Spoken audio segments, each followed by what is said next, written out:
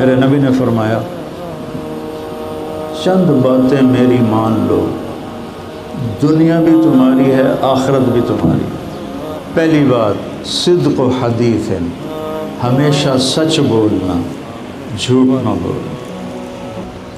دوسری بات حفظ و امانت، کسی کو دھوکہ نہ دینا، دو نمبری نہ کرنا۔ تیسری چیز حسن و خلیقت، اپنے اخلاق اچھے کر۔ اگر آپ اپنی زبان پہ قابو پا لیتے ہیں یہ بہت اعلیٰ اخلاق۔ چوتھی بات فرمائی عفت فی طعمت، رزق حلال کمانا، حرام نہ کمانا۔ حرام زیادہ ہوگا، حلال تھوڑا ہوگا، امتحان ہے۔